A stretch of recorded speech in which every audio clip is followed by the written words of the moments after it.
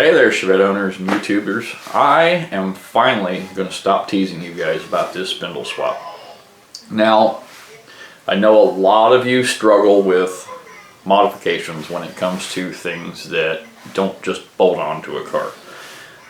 Be it you don't have the time or the tools or even the experience, and there's nothing wrong with that. That comes with time. And some of you guys that are just new to wrenching on these things, be it Chevettes or cars in general, will get plenty of experience if you stick with it. And you'll get to learn some of the tricks of the trade as you go. Modifications are a big one, especially when you get into hot rodding your car or changing the look. Now, this particular swap has been kind of in the back of my mind for a long time, and I've been desperate for a spindle that was close to the stock one and was about as user-friendly as you could get. The problem is a lot of the spindles that I found that fit my needs are typically cast with a steering arm with geometry made for a drag link and steering box setup rather than rack and pinion. Rack and pinion needs a much quicker, faster, well, much quicker, I say quicker, faster. Needs a much quicker ratio, meaning the steering arms need to be closer to the wheels.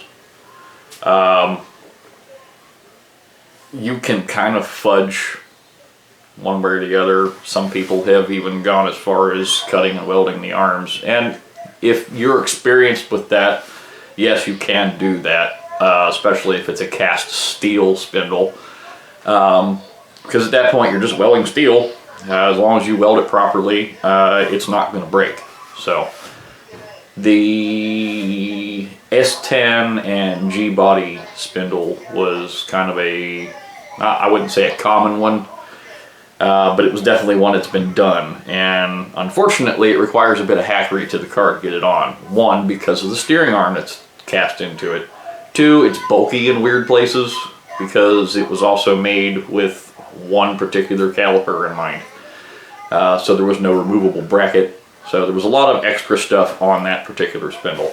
And then it also required ball joints to be changed. There just really wasn't much way around it unless you wanted to go through and measure out the taper differences between the Chevette ball joint and the ball joint taper holes on the G-body S10 spindle, in which case you're just adding the material back that the drill bit took out when they made them. The tapers are the same. The difference is the tapers are just narrower on the Chevette ball joints. So what you ended up with was not really a true bolt-on, because you have to modify that arm, or you have to take the trade-off, which is bad steering geometry. I got to talking to a guy on Instagram here a while back, and he mentioned that he was getting ready to adapt like 70 Chevelle spindles to his, but he's going to change ball joints. He's also going to be making control arms, but it kind of got the gears turning a little bit because that particular spindle was kind of on my thought process for this, and that's because it doesn't have a steering arm attached to it. It was originally designed as a drum brake spindle, so it does not have all of the extra stuff on it, which makes adapting things to it very easily done. I'm going to get ready to show you that right now. I'm going to stop talking here, and I'm going to get the camera moved here, and then we'll get on this table of stuff I've got back here behind me. Alright, so what I have here is a stock lower control arm. I have a stock uncut, unmodified Chevette rotor. I have a rotor that has been turned into a hub, which is common for a lot of slide over disc conversions. Then I also have the drum hub, and I'll explain a little bit about this because we are about to put the very last drum hub kit on these cars because of this new spindle setup. We found and I say we, I'm getting into that in just a second. We found a much better setup that not only, as you'll be able to see here in a minute when I get the camera closer, these are the same height, both these hubs. But we managed to come across another set of hubs that pulls the wheel in an additional 1/2 inch. And there's a couple advantages to that as well that we'll get into here in a minute. And then I have, because of what I was sent, the A-body spindle, and there's only a slight difference between this one and the one that I've been looking at. Now, to get to parties involved here, I was contacted by Quentin Melcher on the Shred Owners page. He's also here on the T-Body Performance page. Wanted to know if his dad would be able to send me a set of spindles, because he's an authorized dealer. Auto City Classics Incorporated out of Minnesota. So if you guys are interested in any of this stuff here, you're out that way, go through him. Sent me this for test fit, and thank you very much. This has been a big help to finally have this stuff in my hand. Also, I have been working with Josh Taylor, also a member of these two pages. He got himself the spindles I was originally looking for. Now, what I'm talking about is 1962 to 1967 Chevy Nova. There's a unique situation with that particular car. The ball joints don't work for our cars because of the way the control arms were set up. But I, at one point, had a Nova front suspension in my hands, and the way the main part of the control arm on the Nova, as well as the Chevette, is designed, it just seemed like it made a lot of sense. The size of the car also seemed to make a lot of sense. And so I started looking into the spindle, and it turns out that while it's not a press-in ball joint on the bottom of the Chevy II, it does have the same spindle size on the ball joint on the bottom. It also just so happens to have the same spindle taper and size on the upper ball joint, and I'll show that. I'll show a clip of that here right now.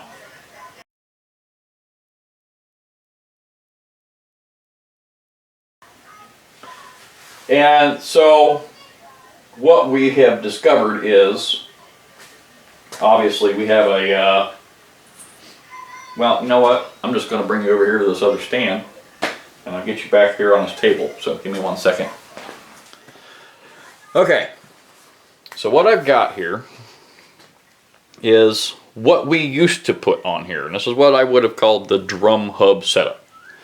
And this was any early GM intermediate size that would have had the 5 4 3/4 inch 5-lug bolt pattern and drums. And the reason for that is because we were using this particular setup. Where is the rotor? Now,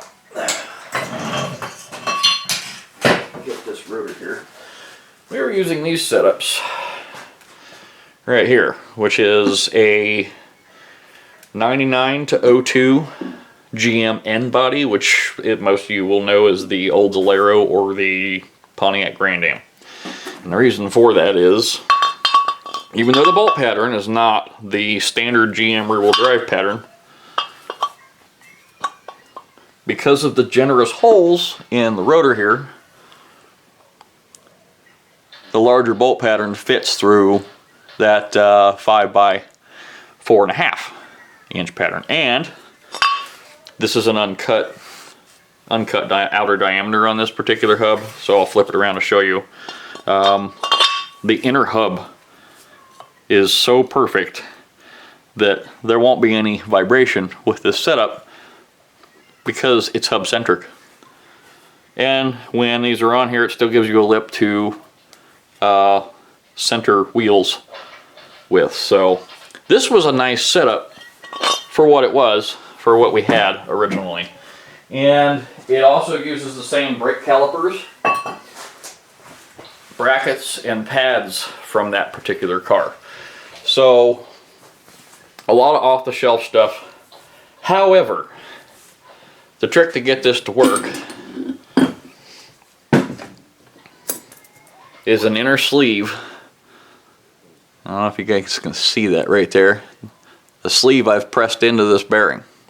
This is a normal set 2 bearing, but in order to get it to take up that space without wobbling all over the place, you have to put that tiny little spacer in there.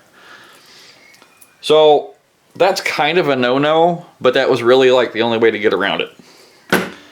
The other thing that sucks about that kit was the inner bearing that makes this work.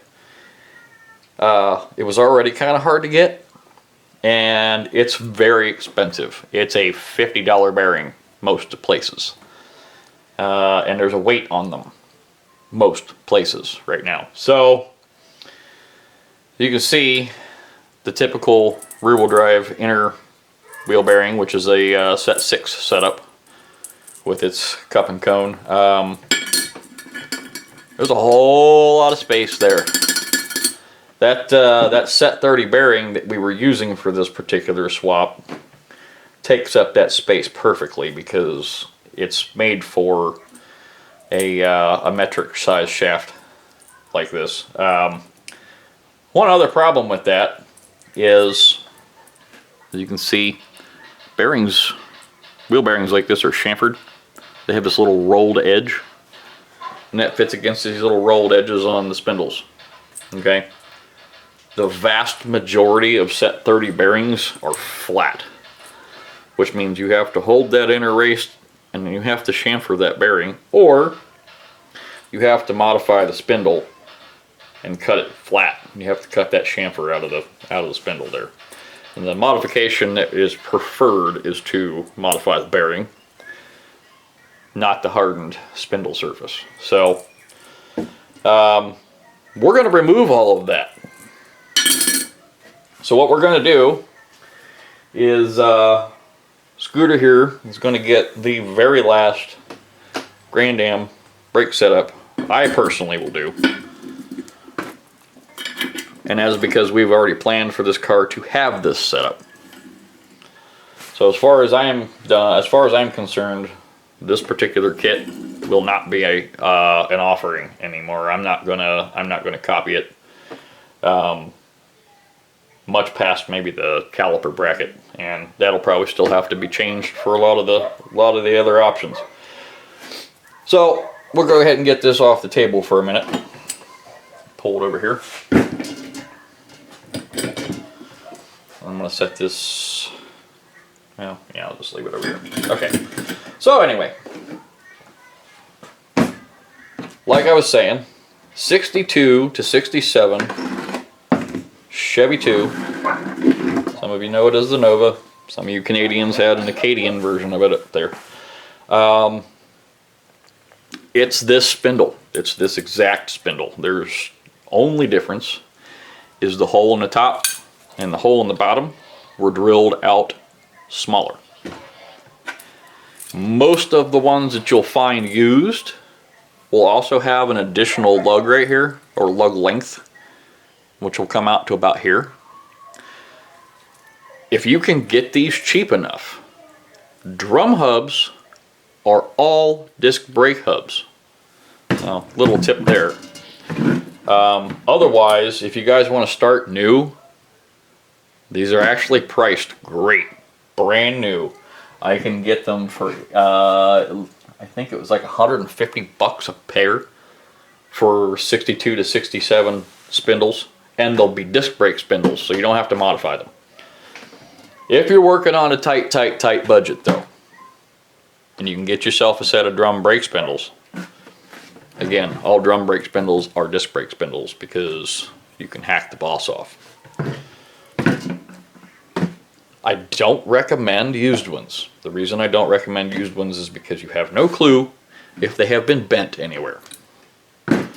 And for the price of brand new ones, screw it, man. This is your investment. This is your toy. Do yourself a favor and start with something you know is going to be perfect.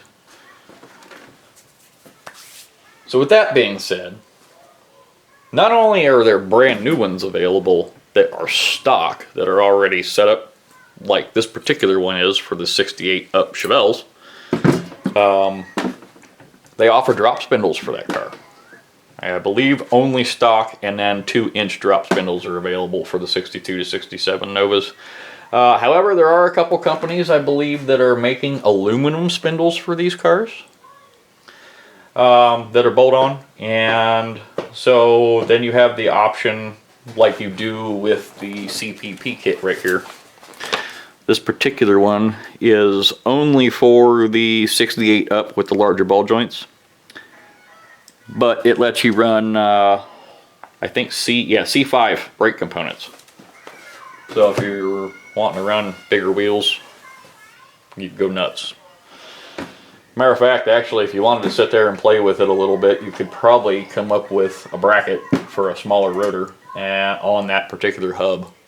And then you have aluminum spindles to save you some weight. And then you can do pretty much every brake kit available for these. If you guys are interested in getting rid of your puny lower ball joints, okay, I know a lot of guys with V8s really kind of worry about this. And although I've never had one give me any problems that wasn't already asking to be a problem because it was wore out, it's always in the back of my head. There's not a lot of ball joint here, and when you go putting V8s in them and you go driving them hard, there's a lot of abuse going on right there. So this particular ball joint right here, it is a FA993. This is a pretty common press-in ball joint for the same GM intermediate vehicles. As you can tell, there's not a height difference, although the threads are cut lower on the Chevette ball joint. There's a minor modification to the lower control arm to get these in, and then you're golden. This is 2¼ inch DOM 120 wall with a just over a 2-inch diameter here. When you start out, you're going to end up with like 10 thousandths press fit, or it might be less than that. Either way, there's not much material to remove between here and here to get your nice press fit. A quick pass through this after you've welded it into the control arm opens it up enough to make a perfect press fit for these.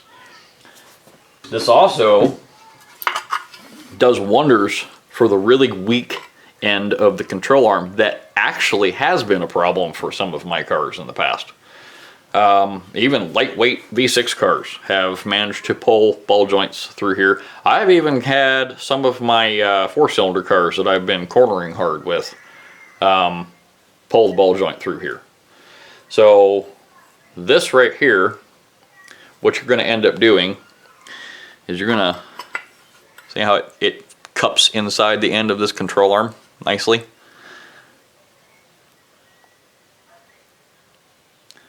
You can fully weld this as well. But you're going to take a 2¼ inch hole saw. You'll jig this up in something like a drill press. And you're going to cut that hole open. And then you're going to drop this in there. You're going to set the depth. And then you're going to weld it. And then once you're done welding it, run your drill mounted brake hone through here a little bit and check it with your calipers until you've got a nice press fit size. And that'll drop right in there. And like I said, it doesn't take much. So that then opens you up to run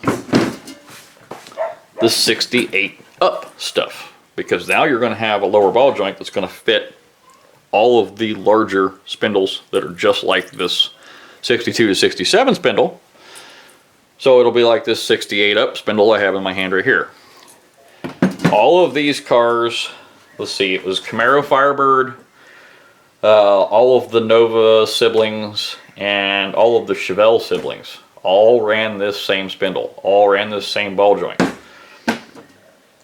You have any clue how much our aftermarket brake components are available for these spindles? The only thing that has to be made are two things, and it depends on the spindle that you're going to use. The 62 to 67 spindle only needs a steering arm made. It bolts between these two bolts on the back side. Some of you guys are familiar with the steering arm. It kind of goes in a U shape across here, so it clears the ball joint. And then your steering arm is only going to be about this long. It literally, like, it sits here. Okay, so there's not much arm to even make. So it's very possible to even make that at home if you can fabricate. I intend to prototype a couple of those. I think Taylor's gonna prototype one. And then when I get into doing this here, probably this week, when I pick up the saw blade, I'm gonna do a follow-up video on the walkthrough for this, to do this exact modification. The second thing that needs to be made if you're going to run the 68 up spindle is this taper. Again, like I said, is the same as the Chevette's ball joint. However, it is a larger taper. So what you need to do is you need to at least have one spacer up here to take up the slack to set the ball joint at the right depth. And then between this one being the new press fit and the new bulky end on the control arm and your tapered insert, everything bolts on just like the 62 to 67 would. It'll be the exact same steering arm, exact same brake components.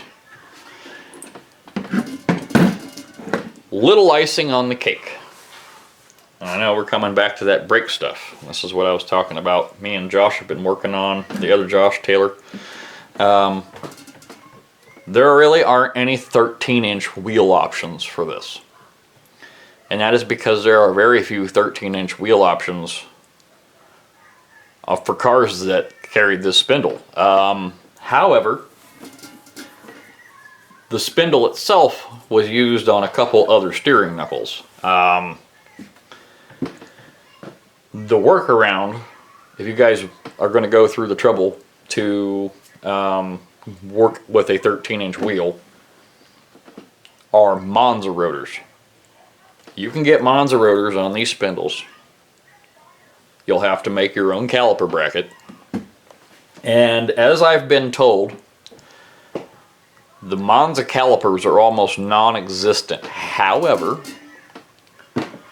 I have a much better solution than the factory Monza calipers, and that is late model front wheel drive stuff for like a Cavalier or a Fiero. I have to look at the rotor to see. I can't remember if the ones for the Monza are solid like the Chevette.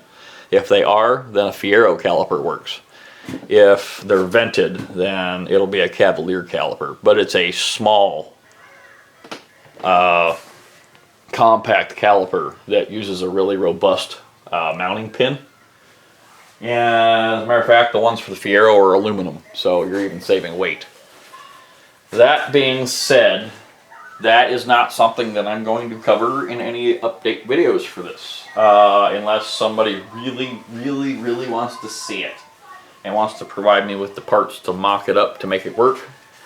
Otherwise, we're going to focus on 14-inch wheels and above.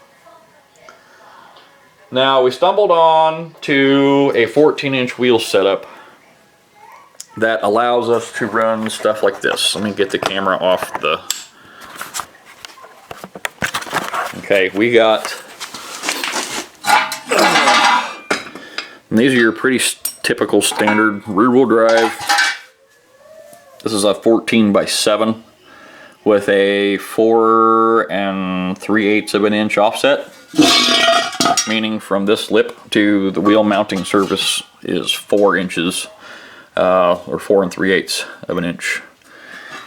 And then you end up with a little stick out with these, but there's a magic combination of parts to get this to work. And I don't have them here, but I'm going to show those again right here. It's nice having buddies that actually have parts, because I have these parts, but they're an hour across town and in storage. So having Josh also having his parts on hand have been incredibly helpful for all of this. So the magic combination, as you can see, is going to be a G-body or an S10 rotor. And it goes right on these bearings, goes right on this spindle. And it's going to be real close, but we have measured and verified there is plenty of room for a low profile bracket to fit flat here. And it will drop down a little bit and then end up fitting flat against that particular boss right there. What will then end up running is what they call the JA2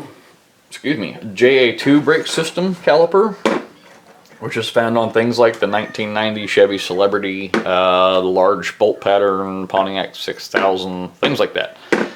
It's also a low profile front wheel drive metric caliper that clears every 14-inch wheel available.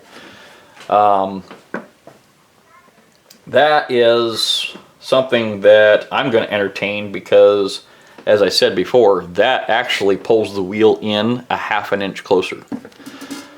There's a couple of things that are nice about that.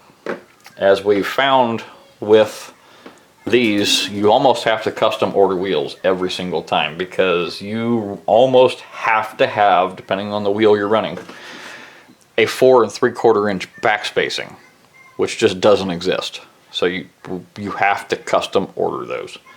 Now, when you do that, you're stuck with them, and this will be the only car they'll ever fit. So if you don't like them, you're kind of stuck. You spend a lot of money on wheels you're gonna hate. So what I am trying to do is get where we can put a normal rear-wheel drive off-the-shelf kind of a wheel on these cars. And I think this is going to be the way to do it. I'm going to show some more pictures of Taylor's here.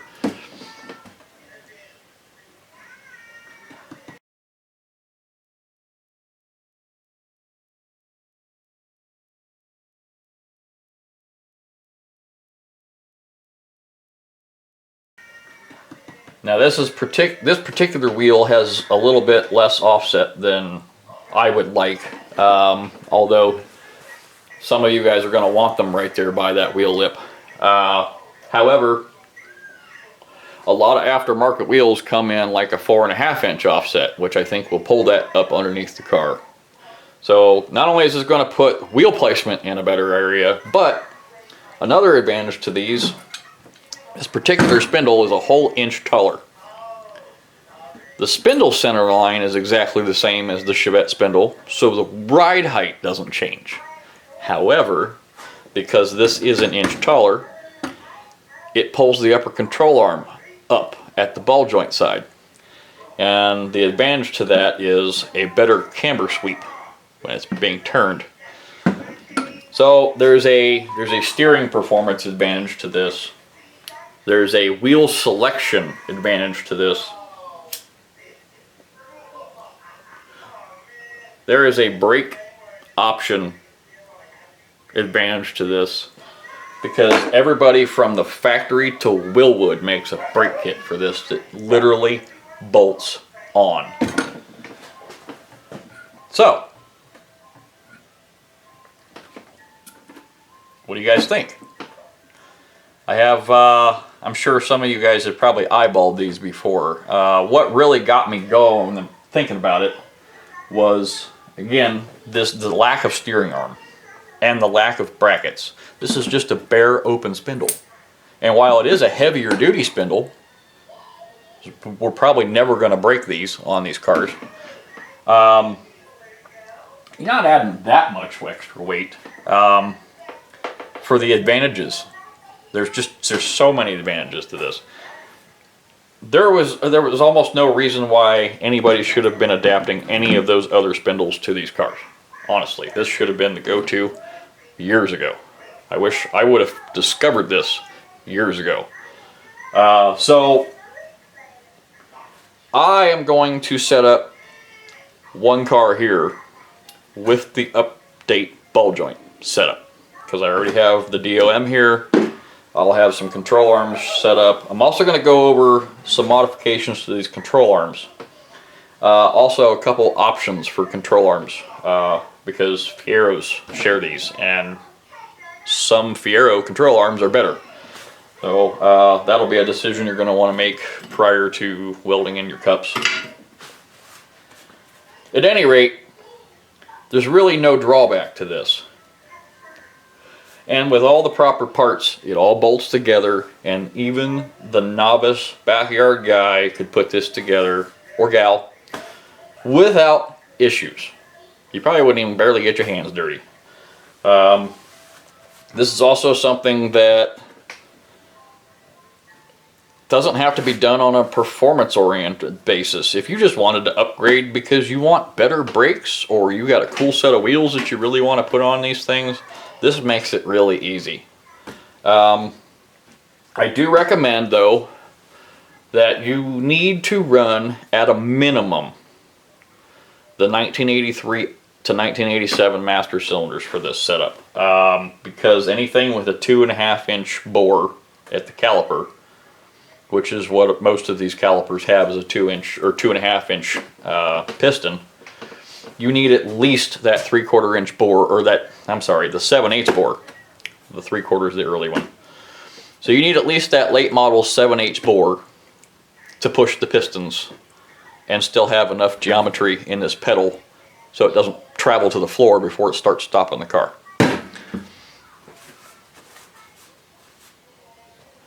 I think this is probably going to open the door for a lot of people in the future. There are, let's see, we'll move this over here for a second. We'll just go through this catalog for a second here.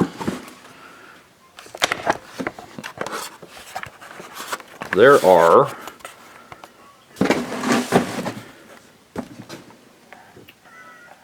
your 62 to 67 disc brake spindles at $85 a piece. Brand new, ready to go, right out of the box, bolt on the car. Again, the only thing that we're going to have to make for that is a steering arm. And for the most part, those of you that are running 15-inch wheels can run any brake kit out there that will fit under a normal 15-inch rim.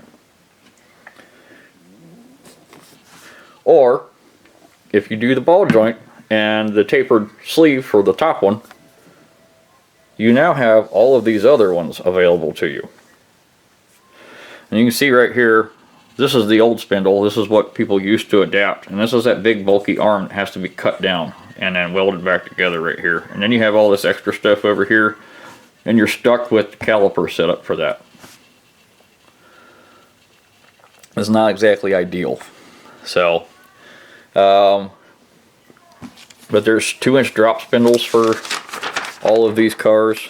The bearings are dirt cheap. I'm telling you, these bearings, there's like $12 in bearings there. The seal's like 10 bucks. The brakes, the rotors and things for these cars, well, hell, the rotor for the S10 for the 14-inch wheel setup is dirt cheap. I mean, it's ridiculous how cheap the stuff gets for these. Matter of fact, let's switch back. Let's go back a little further in here. Brakes. Where are the brakes? probably passed right by them. Oh, here we go.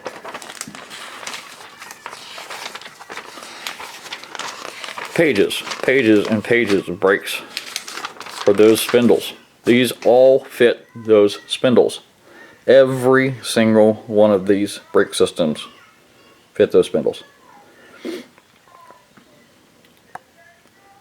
And you could piece some of this together cheaply if you guys wanted to go hunting for parts, but I mean, look at this.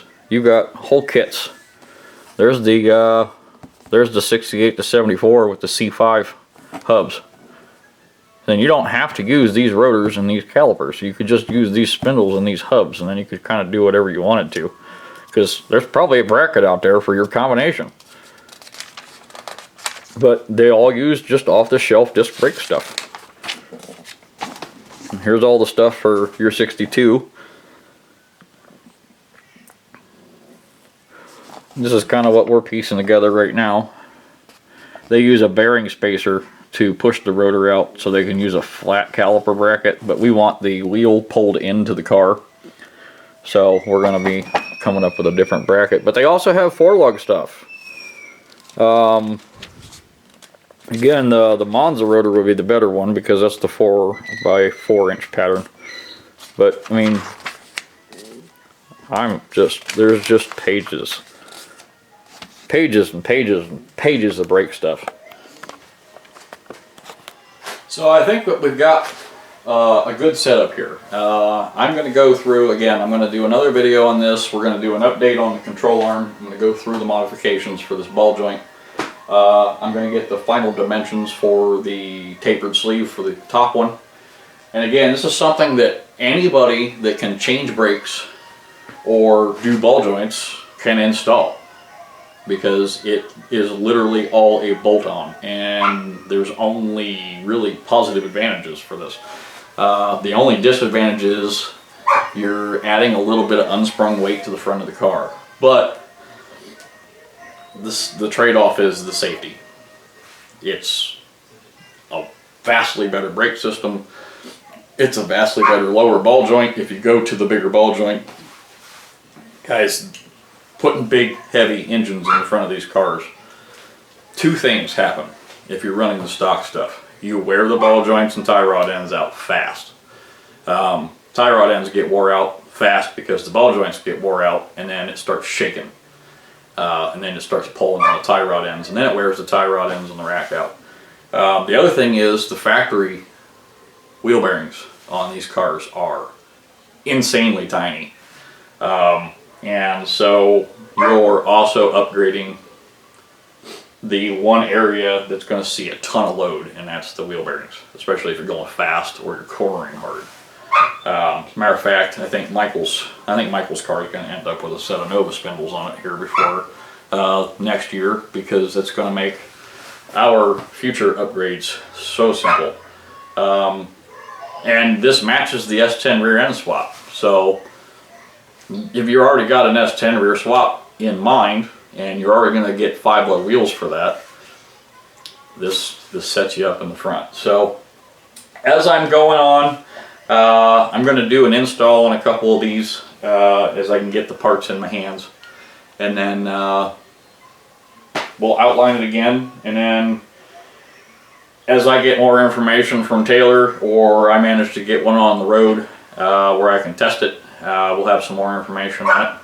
But I feel confident enough in it that we're going to be moving forward with this pretty quickly. So steering arm is in the process of being worked out, and then for those of you that want to run those 14-inch brakes, we're working on a caliper. Honestly, I think the 14-inch brake setup would be good all the way around. It's a 10.5-inch rotor with a 2.5-inch piston and a caliper that is going to be solidly mounted to a fairly fit caliper bracket. There shouldn't be any reason why that wouldn't be able to slow down almost 90% of these cars, even with big nasty motors in them.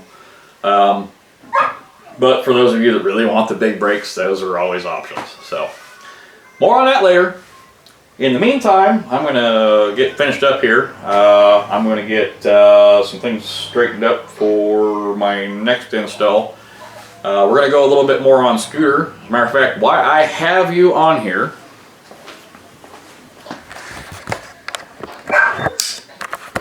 scooter is currently floating in the air. And that is because I've got the rear end out and I'm getting ready to spray in there and paint a few of the areas that have some paint flaking off. I'm getting ready to get the exhaust down out of there because I'm getting ready to get its S10 rear end over here and get these buckets on it and start doing the install on that. And then I'm going to outline the torque arm setup that I'm going to start doing for these cars that uses all the factory locations. And then the front suspension on this car, again, like I said, this one, it's getting the light V8. It's not going to see a lot of daily abuse. We're going to be okay doing the old school setup. But it's still a safe setup. It's just we have come far enough. We now have a better setup. So this will be, like I said, this will be the last car that we're going to do, that I'm going to do the set 30 bearing drum hub combo on. This actually is kind of a nice setup. Lou Hall has it on Tech Rod. You guys have probably seen on the Chevette owners page. And what it consists of is this bracket right here that ends up sitting here that adapts those big Grand Am calipers to the car. Now these do require a little bit larger master cylinder. We're running a 1-inch on Lou's to push these, so it's not. That was the other thing, was master cylinders aren't exactly easy to adapt to these cars without a bracket. So the other setup's going to be nice because I'm not going to have to do any adapting there to firewall. A late model master cylinder is plenty. So stay tuned, guys. I got a lot more cool stuff coming up. In the meantime, keep that shiny side up.